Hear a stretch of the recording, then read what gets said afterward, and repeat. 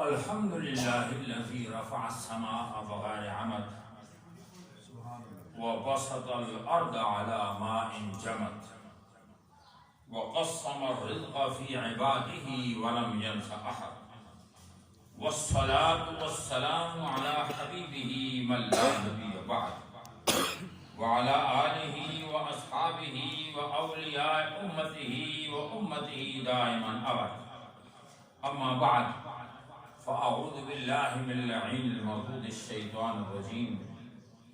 بسم الله السميع العليم الرحمن الرحيم. هو الذي أرسل رسوله بالهدى ودين الحق ليظهره على الدين كله وكفى بالله شهيدا.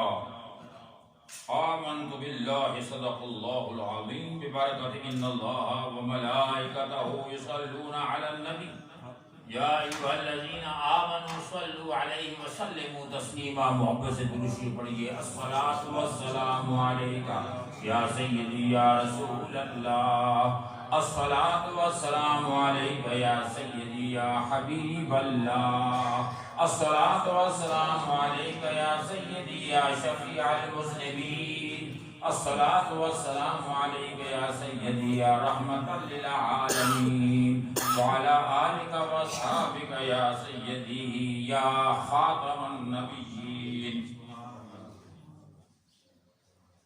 دنیا کے سب راز کہانی میں آ گئے، راز جنوں شگفتہ بیانی میں آ گئے، بوڑھے پلٹ کے دورے جوانی میں آ گئے، اور دریا جو خشک تھے وہ روانی میں آ گئے. خالق نے اپنی قدرت کا جلوہ دکھا دیا، ایک خوبیوں والا محمد بنا دیا صلی اللہ علیہ وسلم. اور جس دل میں محمد کی محبت نہیں ہوتی اس پر کبھی اللہ کی رحمت نہیں ہوتی. میرا یہ عقیدہ ہے کہ ذکر خدا میں یہ نام نہ شامل ہو تو عبادت نہیں ہوتی. محمد کی محبت دین حق کی شرط اول ہے، اور اگر کسی میں ہو خامی تو سب کچھ نامکمل ہے، کیونکہ محمد ہے متاع عالم ایجاد سے پیارا، پدر مادر برادر جان مال اولاد سے پیارا. اور جمال مصطفیٰ کا نور ہے دل کے نگینے میں. سمندر میں سفینہ ہے اور سمندر ہے سفینے میں، نہ چھیڑ اے گردش دوران، نوازش بے سہاروں کو، ابھی تو بے سہاروں کا سہارا ہے مدینے میں. مقدر کا لکھا تو سب کو دیتا ہے خدا، لیکن جو قسمت میں نہ لکھا ہو وہ ملتا ہے مدینے میں. صلی اللہ علیہ محمد صلی اللہ علیہ وسلم. اللہ رب العالمین جل جلالہ عمن والہ اعظم شان و تم برہانہ کا بے حد شکر ہے کہ اس اللہ رب العالمین خالق و مالک رزاق نے اپنی شان کریمی کے ساتھ ہمیں اور آپ کو انسان پیدا فرمایا. وہ چاہتا تو ہمیں کوئی مکھا مچھر کوئی مکھی کوئی بھی چیز بنا سکتا تھا، اور بے شمار اس نے تخلیق بنائی. اس کا لاکھ لاکھ شکر ادا کرنا چاہیے، اس نے ہمیں انسان بنایا، کیونکہ انسان اشرف المخلوقات. اور پھر سونے پہ سہاگا یہ کہ انسان بنا کر ہمیں مسلمان کے گھر میں پیدا کیا، یہ بڑی نعمت.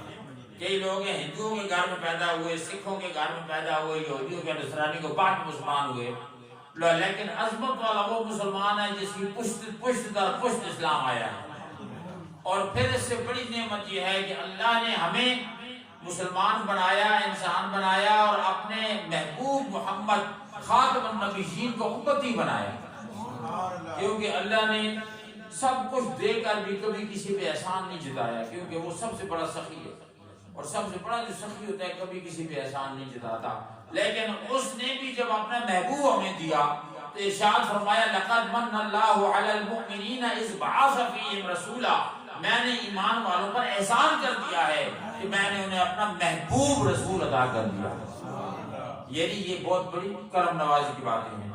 تو میرے دوستوں اور بزرگوں، اس وقت ہم جس دور سے گزر رہے ہیں یہ بڑے فتنے والا زمانہ ہے. پیارے آقا نے آج سے 1450 سال پہلے یہ بتا دیا تھا کہ میں یہاں کھڑے ہو کر قیامت تک آنے والے فتنوں کو برسات کی طرح برستا ہوا دیکھ رہا ہوں، تمہارے گھروں میں فتنے برستے ہوئے دیکھ رہا ہوں۔ یہی وجہ ہے کہ آپ دیکھتے ہیں کہ ابھی حال ہی میں پچھلے دنوں ایک عورت نے نبوت کا دعویٰ کیا، ابھی پچھلے دنوں ایک پنڈی کے اندر یہ صادق آباد میں ایک اور شیطان نے نبوت کا دعویٰ کیا، وہ پکڑا گیا، اس کا بھی چلا، چونکہ فیس بک کا زمانہ ہے تو یہ چیز چھپ نہیں سکتی۔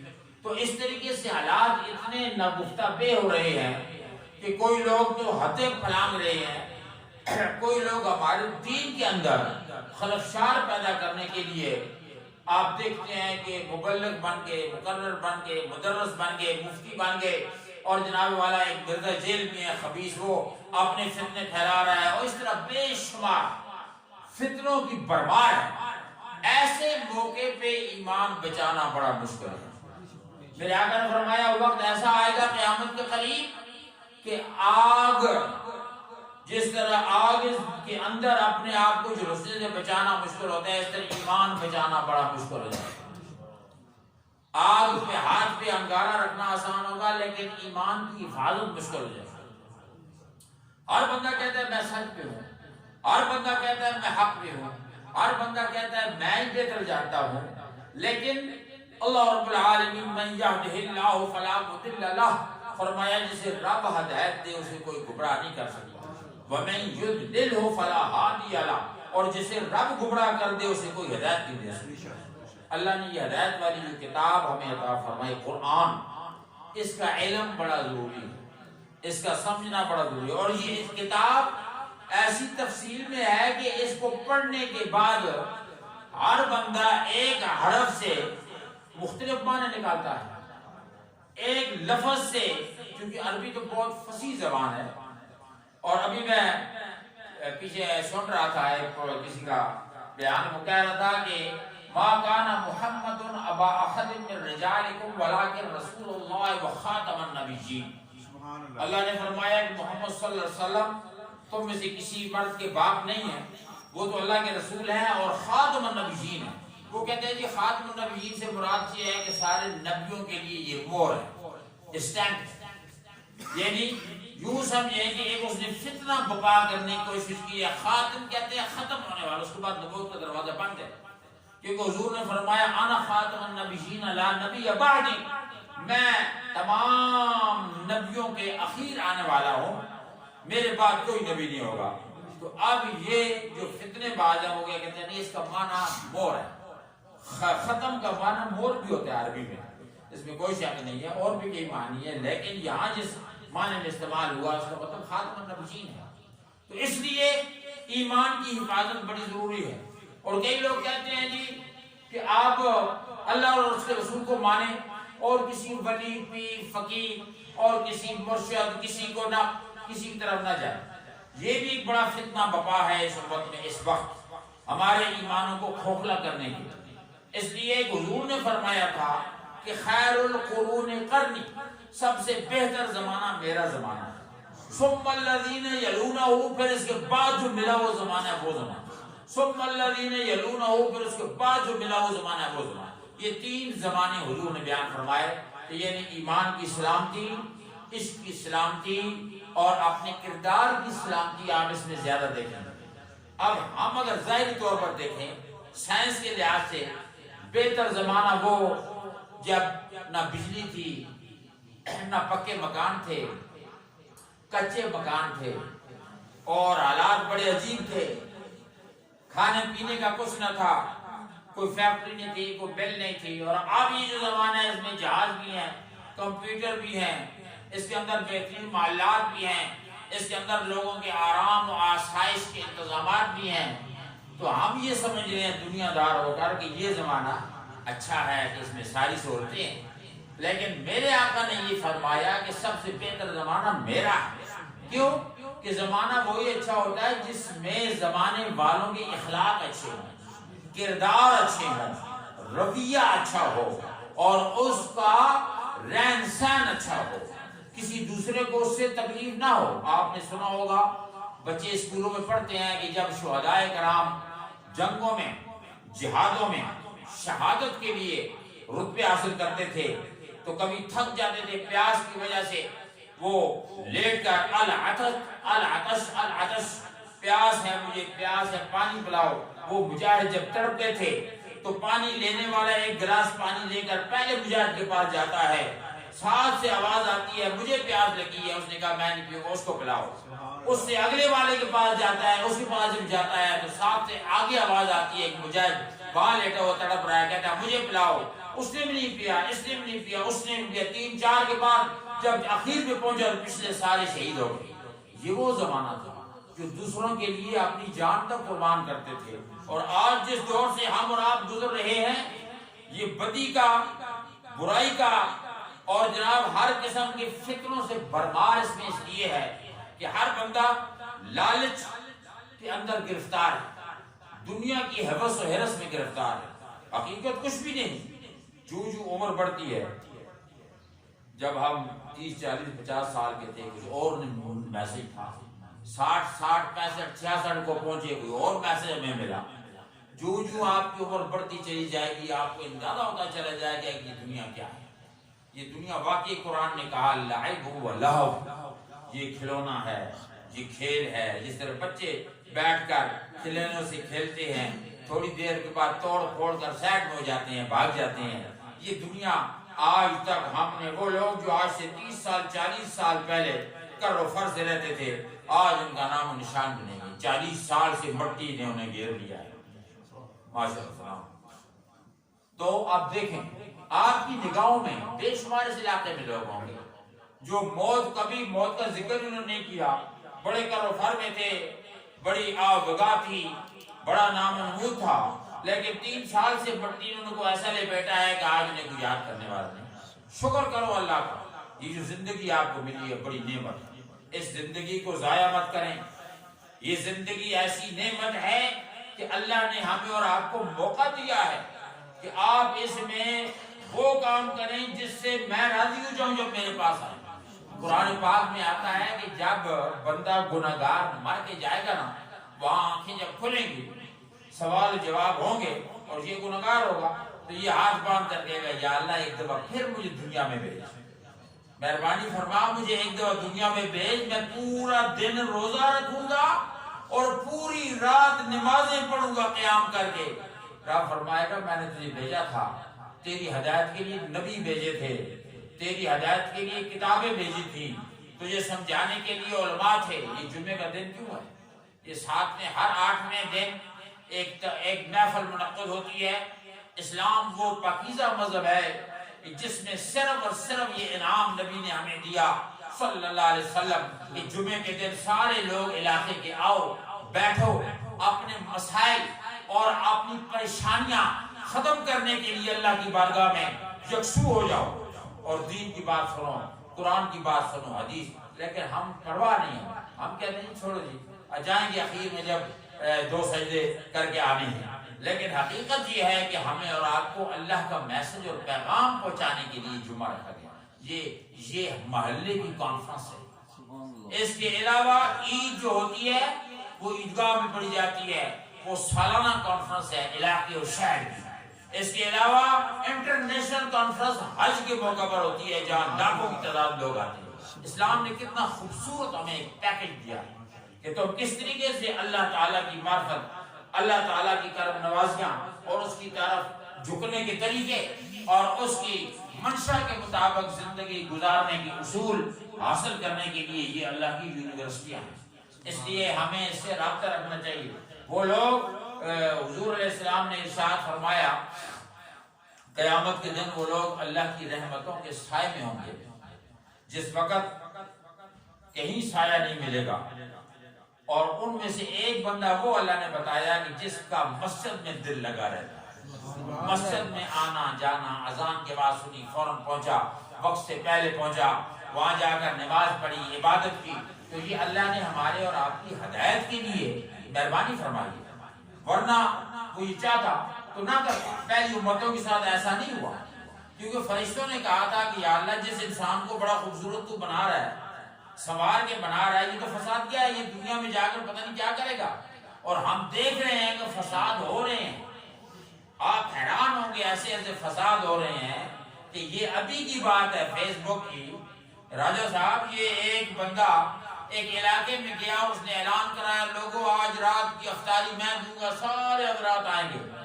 لوگوں نے کھانا اس دن نہیں پکایا، پورے گاؤں نے، گاؤں میں کوئی 500 مکان تھا، 500 گھر تھا یا 1000 گھر تھا، کھانا نہیں پکایا۔ اور اس کے بعد مولوی کو ساتھ لے کر وہ ایک ہول سیل کی دکان پہ گیا گاؤں میں، وہاں سے کچھ 7 لاکھ کا تقریباً سامان اس نے لیا، سوزوکی پہ رکھا اور مولوی صاحب سے کہا جا کہ آپ صفائی کرو، میں ابھی بندے لے کے آتا ہوں، اور وہ لے کے بھاگ گیا۔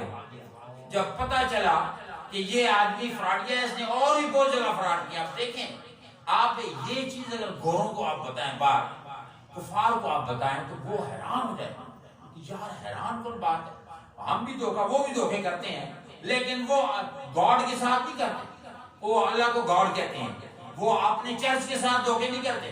لیکن ہم ایسے مسلمان ہیں بد کردار کہ ہم مسجد کو بھی نہیں معاف کرتے، رمضان کو بھی نہیں معاف کرتے۔ پہلی امتوں میں ایک گناہ تھا تو صبح زمین کو پلٹ دیا جاتا تھا۔ فرشتے جب 2 آگے تھے، جب 2 فرشتے آگے حضرت لوط علیہ السلام کے پاس ہو، اور جناب علاقے کے لوگ ان کو پکڑنے کے لیے آئے، لوط علیہ السلام نے کہا یہ میرے مہمان ہیں، انہیں قریب نہ آؤ۔ تو فرشتوں نے کہا لوط علیہ السلام کو فکر نہ کرو، ہم ان پر عذاب لانے کے لیے آئے ہیں، ہم 2 بندے ہیں، آپ راتوں رات نکل جاؤ، تمہاری بیوی پر بھی عذاب آئے گا، وہ بھی نہیں مانتی، ہم صبح زمین کو پلٹنے والے ہیں۔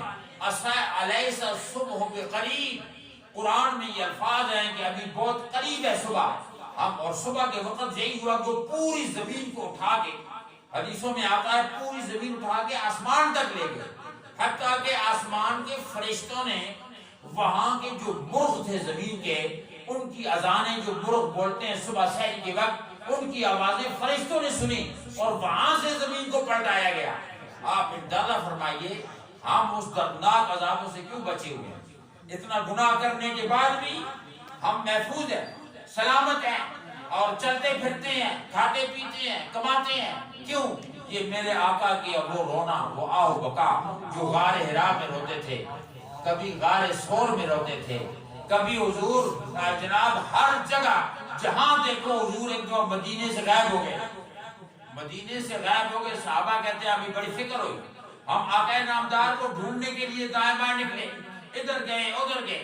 مولانا روم نے مثنوی شریف میں یہ واقعہ بیان کیا کہ وہ کہتے ہیں ہم دور جنگل میں جب گئے، وہاں چرواہا تھا، اس چرواہے سے ہم نے جا کے پوچھا کہ آپ نے کوئی شخص ادھر تو نہیں دیکھا، ایک ہمارے پیارے، ہمارے آقا، ہمارے محبوب ہمیں نظر نہیں آ رہے اپنے علاقے میں۔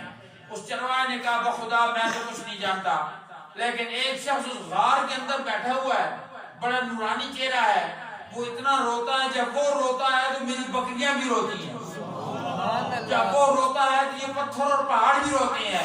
اور کہتے ہیں وہ کہتا کیا ہے؟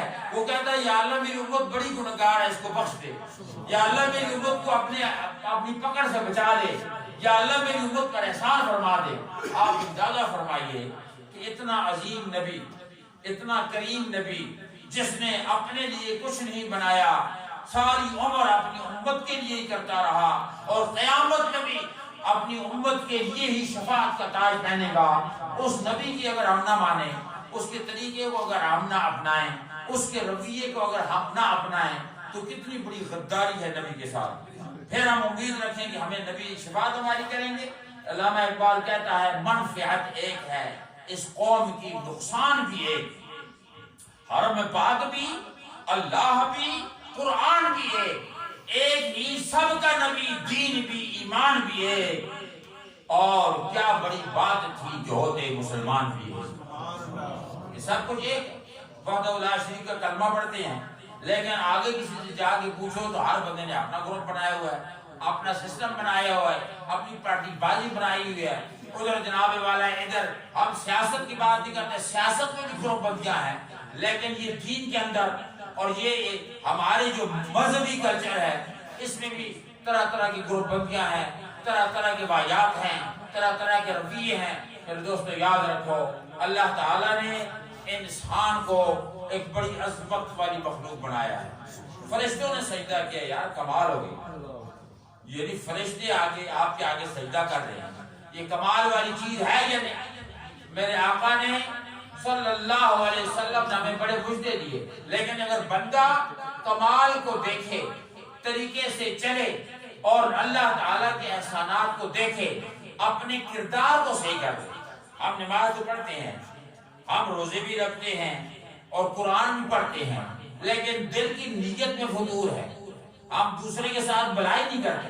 ہمارا پڑوسی بھوکا ہے، غریب ہے، مستحق ہے، ہم اس کو نیچے دبانے کی کوشش کرتے ہیں کہ اوپر نہ کہیں ہو جائے، میری کوٹھی سے بڑی کوٹھی اس کی نہ بن جائے، میری کار سے بڑی کار اس کے پاس نہ آئے۔ یہ جو رویے ہیں، یہ جو طریقے ہیں، حضور نے فرمایا لا یؤمن، بڑے غصے میں 3 مرتبہ لا یؤمن لا یؤمن لا یؤمن، وہ بندہ کبھی مومن نہیں ہو سکتا، کبھی مومن نہیں ہو سکتا، کبھی مومن نہیں ہو سکتا۔ وہ صحابہ نے عرض کی یا رسول اللہ وہ کون ہے؟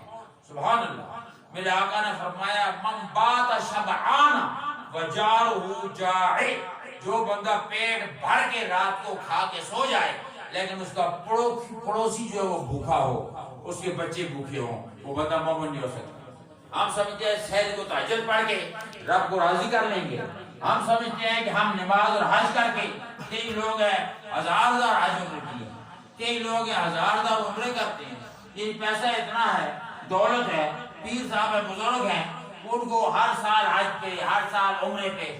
میں یہ سمجھتا ہوں کہ یہ پیسوں کا ضیاع ہے، یہ غریب کے حق کو مارنا ہے۔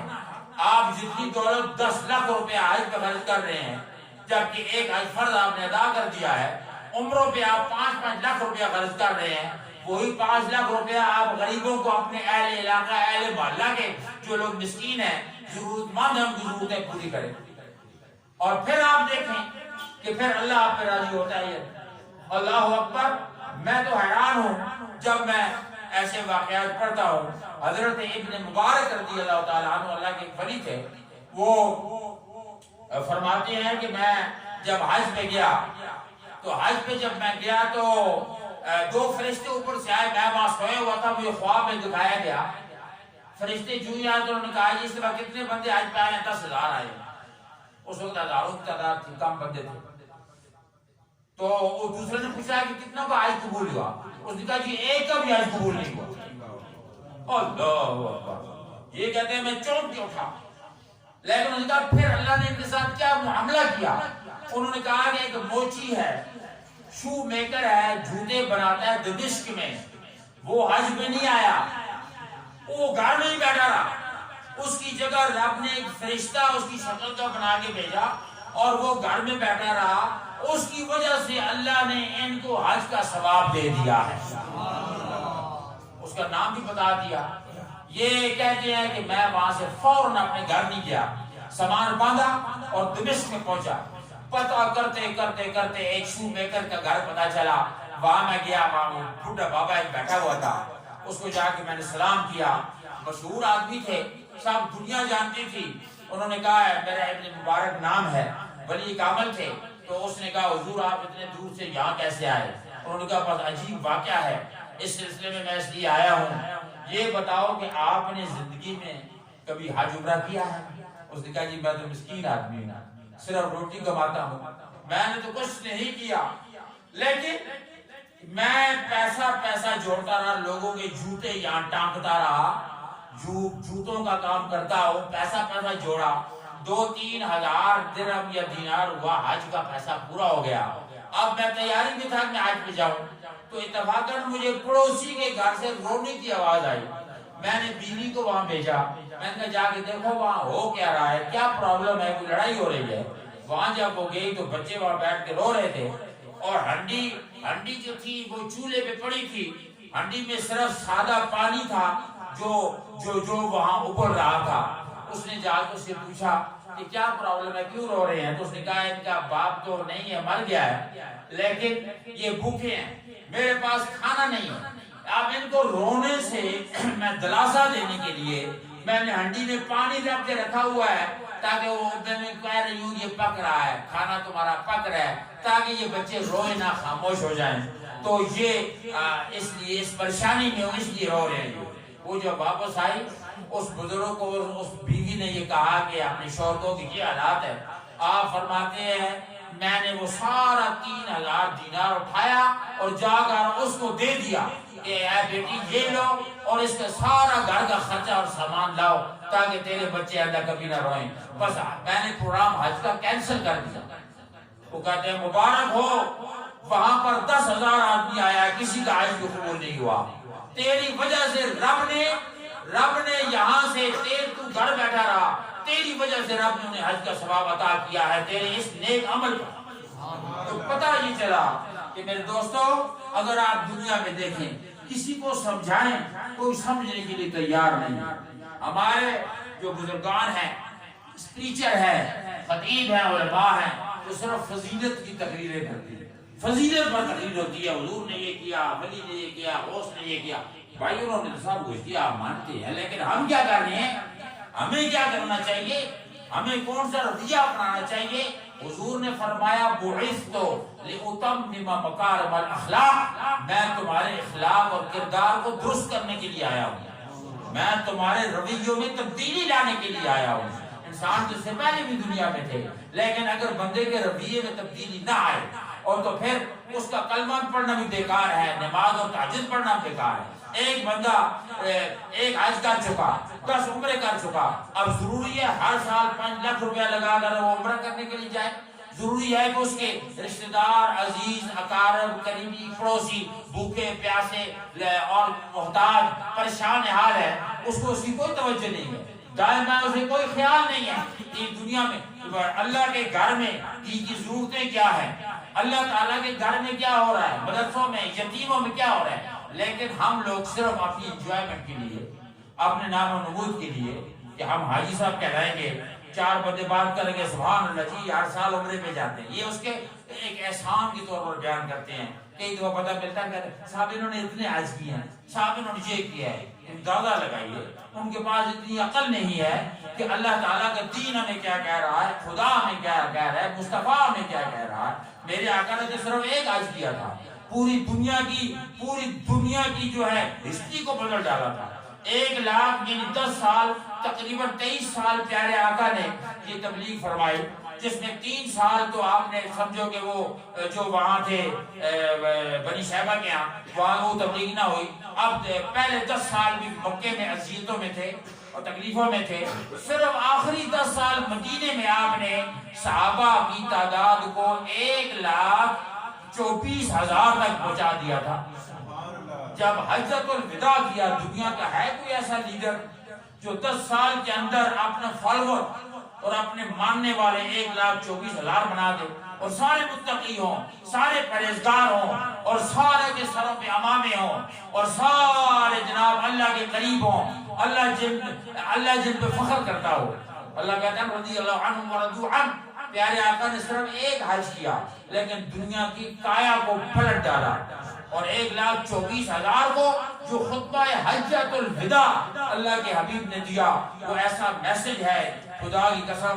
اگر ہمارے ہر فیلڈ اور ہر زندگی کی ہر فیلڈ کا آدمی اس پہ عمل کرے تو حضور نے اتنا سا مواد دے دیا ہے کہ آپ زندگی کو بآسانی گزار سکتے ہیں. اس لیے ضروری ہے. اللہ تعالیٰ نے فرمایا هو الذی ارسل رسولہ بالہدی، یہ وہی اللہ ہے جس نے اپنے رسول کو ہدایت کے ساتھ بھیجا ہے، ہدایت کے لیے بھیجا ہے. لِيُظْهِرَهُ عَلَى الدِّينِ كُلِّهِ، تاکہ یہ تمہارا اسلام اور ہدایت والا دین سارے ادیان پر غالب آئے. عیسائیت دب جائے، یہودیت دب جائے، ہندوازم دب جائے، بدھزم دب جائے، صرف اسلام ہی اسلام ہو. یہ اللہ کا وعدہ ہے اور یہ ہو رہا ہے. گو کہ ہم اس میں کوئی کردار ادا نہیں کر رہے. جتنے بھی اسلام اور مذہبی فرقے ہیں وہ تو ہر آدمی اپنے بینیفٹ کے لیے ہے. دوسرے جو دنیا دار فرقے ہیں وہ اپنے بینیفٹ کے لیے کام کر رہے ہیں. کوئی بندہ اللہ کے دین کے ساتھ معاملت نہیں کر رہا.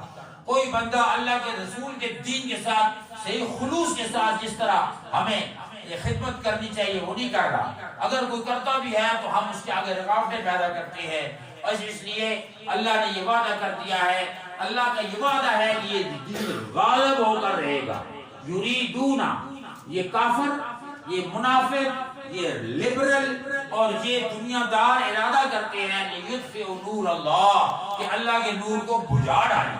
بِأَفْوَاهِهِمْ، آپ دیکھو قرآن کا اسلوب دیکھو، اللہ کے نور کو بجھائے کس سے؟ افواہ کے ساتھ۔ افواہ کہتے ہیں پھوٹ، لیکن افواہ یہاں یہ ہے کہ چغلیاں، غلط بیانیاں، ایک دوسرے کے کانوں میں غلط بات ڈالا، یعنی مولوی ایسے کرتے ہیں، یہ مولوی ایسے ہوتے ہیں جی، یہ تو مولوی بڑے بیکار ہیں جی، پورا دن آپ یہی تقریریں سنیں گے کہ جو دین کا خادم، جو دین کے ساتھ نسبت، جو مسجد مدرسے کا ساتھ نسبت جس کی ہے، اس کے خلاف یہ دنیا دار اور لبرل قوم جو ہے وہ ہمیشہ جناب حتک آمیز گفتگو میں مصروف ہے تاکہ دین کو روکے، دین کو سٹاپ کریں۔ یہود و نصارہ تو ہیں ہی ہیں، لیطفئوا نور اللہ بافواہہم، ان کا ارادہ یہ ہے کہ یہ اللہ کے نور کو افواہ کے ساتھ بجھا ڈالے۔ واللہ متم نورہ، رب نے فرمایا میں خدا ہوں، تم سب کو میں نے پیدا کیا ہے اور کل تمہیں میں نے ختم کرنا ہے، تمہیں میرے سامنے آنا ہے، میرا یہ وعدہ ہے کہ یہ نور پورا ہو کر رہے گا، یہ دین اپنی سو افشانیاں دنیا میں پھیلا کے رہے گا، ہر طرف اللہ اللہ کا نام ہوگا، اسلام کا نام ہوگا، ولو کارہ الکافرون ولو کارہ المشرکون، اگرچہ مشرک اور کافر یہ گنہگار اس بات کو نہ مانے۔ تو میرے دوستو یاد رکھو، اللہ تعالیٰ کے دین کے ساتھ معاملت کرو، اگر دنیا و آخرت میں عزت چاہتے ہو اپنے آپ اپنے کردار سے ہی کرو، اپنی اولاد اپنے گھر سے دین کا آغاز کرو۔ ہر مسلمان پہ لازم ہے، فرض ہے، قیامت میں پوچھا جائے گا کہ تو گھر کا سربراہ تھا، تو نے اپنی اولاد کو کیوں نہیں اسلام سکھایا؟ فجر کی نماز کے وقت تو بچوں کو کیوں نہیں اٹھا کے پڑھاتا تھا نماز، کہ نہیں نہیں اس کو آرام کرنے دو، یہ بچہ ابھی اسکول جائے گا، اسکول کے لیے تو بچے کو بہترین یونیفارم، بہترین کتابیں، بہترین گاڑیاں لگائی ہوئی تھی، لیکن مدرسے کے سپارے کے لیے تو بچے کو کبھی توجہ تو نہیں دی کہ مدرسہ کیا ہے، یہ تو ایسے ہی چیز ہے۔ یہ سب کچھ دنیا میں فضول ہے، بات وہی ہے جو قبر میں ہمیں ملے گی، اور اصل حقیقت وہی ہے جو مرنے کے بعد ہمیں ملے گی۔ یاد رکھو، ادھر توجہ کرو، جو وہ جوابات جاؤ جو ہمیں دینے ہیں وہاں جا کر، وہاں یہ پوچھا جائے گا کہ تو دنیا میں کیا کرتا تھا، تو نے جوانی کہاں ضائع کی، تو نے دولت کہاں سے کمائی، دولت کو خرچ کہاں کیا، اور اللہ کی راہ میں کیا کیا، دین کے ساتھ کیا کیا، اور ہم وہاں کیا کریں گے؟ ہکا بکا ہو کر کہیں گے یا اللہ پھر دوبارہ نئی دنیا میں، یہ ڈرامہ نہیں چلے گا۔ اللہ تعالیٰ فرمائے گا ان کو آپ اونگا کر کے جہنم پھینک دو، ان کو ایسا عذاب دو تاکہ یہ یاد رکھے پوری کہ ہم نے نبی بھیجے، انبیاء بھیجے، رسول بھیجے، اور سارا سلسلہ دین بھیجا تاکہ تم اپنی اصلاح کرو، لیکن انہوں نے اس کی طرف توجہ نہ دی۔ اس لیے ضروری ہے کہ ہر مسجد میں اصلاحی تقریریں ہوں، علماء کرام فضائل بیان کرنے کی بجائے، مناقب بیان کرنے کی بجائے عوام کی اصلاح کریں، طہارت بتائیں کہ صفائی کیا ہوتی ہے، ناپاکی میں پھرنا کیا ہوتا ہے۔ لوگ ناپاک پھرتے رہتے ہیں، انہیں پتہ ہی نہیں کہ غسل فرض جو ہے اس کے بغیر اگر بندہ رہے تو ایمان سے خالی ہو جاتا ہے، ایمان 40 دن تک دور ہو جاتا ہے۔ کئی بے شمار بندے آپ دیکھیں گے جوہلا ایسے ہیں، پاکستان یہ اسلامی ملک ہے، جھنڈی پھر رہے ہیں، صبح اٹھے نہائے نہیں جی، پانی نہیں تھا اور یہ تھا تو اب ہم ایسے، یہ کتنی بڑی گناہ کی بات ہے۔ اور کوئی بندہ طہارت کے بارے میں بتاتا نہیں، بے وضو رہنا، ناپاک رہنا، اور ہر وقت جناب اس میں کھانا پینا، یہ کتنا بڑا جرم ہے۔ اس پہ ضروری ہے کہ ہر ایک کی توجہ ادھر دلائی جائے۔ اس کے علاوہ عبادات جو ہے، ایک تو رب کے درمیان عبادت ہے بندے کی، یہ نماز روزہ یہ ساری چیزیں، اور ایک عبادت بندے کی بندے کے درمیان۔ نبی علیہ السلام فرمایا من قضا لأحد من امتی حاجہ، جس نے میری ایک امتی کی ضرورت کو پورا کیا، پریشانی کو دور کیا، کسی کی مدد کی، گرتے ہوئے کو اٹھایا۔ سنو حضور ہمیں کیسے بتا رہے ہیں، من قضا، جس نے پورا کیا، من قضا لأحد من امتی حاجہ یرید ان یسرہ بہا فقد سرنی ومن سرنی فقد سر اللہ ومن سر اللہ فقد ادخلہ اللہ الجنہ۔ جس بندے نے میرے ایک امتی کی پریشانی دور کی، قرضہ اتار دیا، بجلی کا بل بھر دیا، اس کی تکلیف کو دور کر دیا، کوئی بھی مالی لحاظ سے، بدنی لحاظ سے، فرمایا اس بندے نے یہ کام کر کے مجھے خوش کر دیا۔ میں تیری نماز روزے سے خوش نہیں ہوا، تہجد سے خوش نہیں ہوا اتنا، جتنا اس عمل سے خوش ہوا کہ تو نے میرے ایک امتی غریب کی مدد کر، کسی کے منہ پہ مسکراہٹ تو نے ڈال دی، سبحان اللہ۔ اور فرمایا جس سے میں خوش ہو گیا بخدا اس سے رب خوش ہو گیا، اور جس سے رب خوش ہو گیا اس کے لیے 8 جنت کے دروازے اللہ نے کھول دیے۔ اب بتائیے کہ کتنی بڑی ہمارے لیے یہ میسج ہے، پیغام ہے۔ کون ہے جو اس پہ عمل کرتا ہے؟ کون ہے جو اس کی طرف توجہ کرتا ہے؟ کوئی بغیر غرض کے، بغیر لالچ کے، بغیر فیڈ بیک کے کسی کی کوئی مدد نہیں کرتا۔ کسی کو کچھ دو گے تو کل اس سے ہمیں کیا ملے گا؟ یہ ساری برائیاں ہیں۔ ان برائیوں سے بچنے کے لیے اپنے آپ کو بدلیے، دل میں فراخی پیدا کیجیے۔ حضرت ابراہیم خلیل اللہ سے جب یہ پوچھا کہ این اطلبک یا اللہ، ان سے کسی نے کہا کہ اللہ سے ملاقات کراؤ نا، آپ رب کے نبی ہیں۔ انہوں نے کہا یا اللہ ہم تجھے کہاں تلاش کریں، این اطلبک یا اللہ تمہیں کہاں ڈھونڈیں؟